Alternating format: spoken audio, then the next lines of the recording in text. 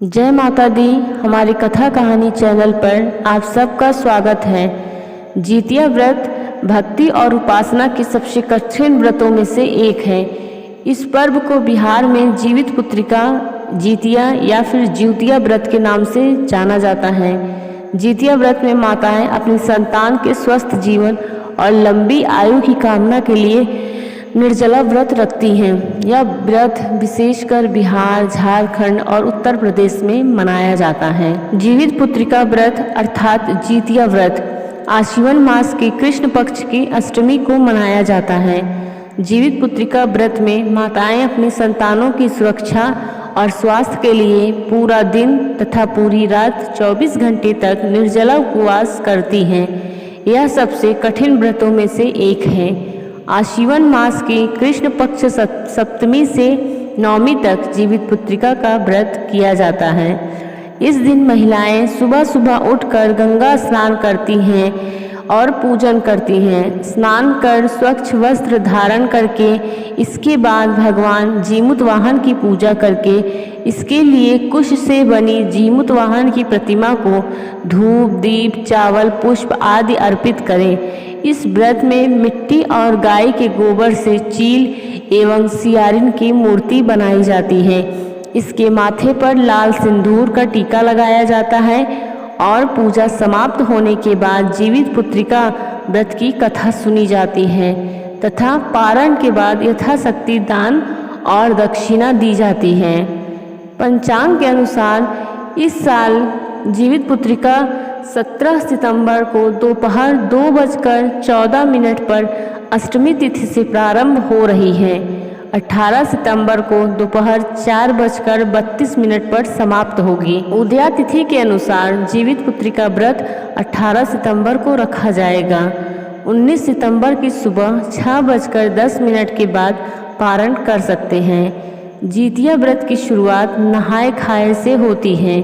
इस साल 17 सितंबर 2022 शनिवार को नहाए खाए होगा तथा 18 सितंबर 2022 रविवार को निर्जला व्रत रखा जाएगा। 19 सितंबर को सूर्य उदय के बाद व्रत का पारण किया जाएगा। जीवित पुत्रिका का व्रत मुख्य रूप से वैवाहिक स्त्रियों द्वारा रखा जाता है।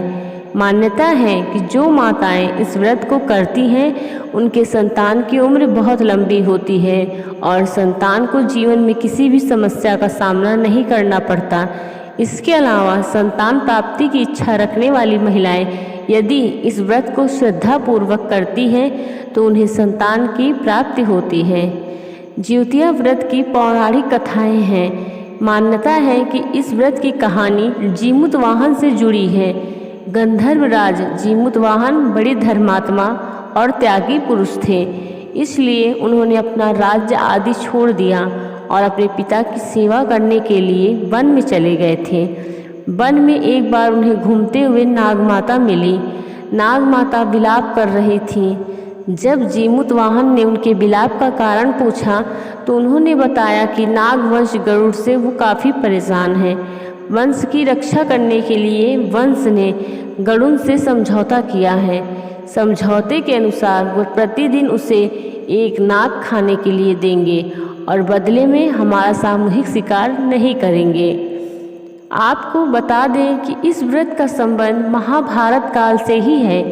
एक पौराणिक कथा के अनुसार महाभारत के युद्ध के समय अश्वत्थामा अपने पिता की मौत से काफ़ी विचलित हो गए। उसके अंदर इतनी ज़्यादा नफरत पैदा हो गई कि उन्होंने अपने पिता की मौत का बदला लेने के लिए रात को सो रहे द्रौपदी के 5 बेटों को पांडव समझकर उनकी हत्या कर दी। उसका मन इतने से भी नहीं भरा।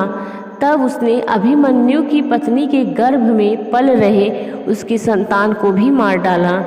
अश्वत्थामा के बढ़ते आतंक को देखकर अर्जुन ने उसे बंदी बना लिया और श्री कृष्ण ने अपनी दिव्य शक्ति से अभिमन्यु की पत्नी के गर्भ को फिर से जीवित कर दिया। बता दें कि अभिमन्यु की पत्नी का नाम उत्तरा था और उसने जिस संतान को जन्म दिया उसका नाम जीवित पुत्रिका रखा गया। आगे जाकर जीवित पुत्रिका ही राजा परीक्षित के नाम से मशहूर हुए। इसके बाद से ही महिलाएं अपनी संतान की लंबी उम्र के लिए जीवित पुत्रिका का व्रत करने लगे। इस व्रत को मुख्य रूप से सुहागन स्त्रियां अब संतान प्राप्ति के लिए अब जीवित पुत्रिका का व्रत रखती हैं। यह व्रत संतान की खुशहाली और समृद्धि के लिए भी किया जाता है। मानते हैं कि इस व्रत को करने से संतान की लंबी उम्र होती है। इस व्रत को वंश वृद्धि के लिए बहुत विशेष माना गया है।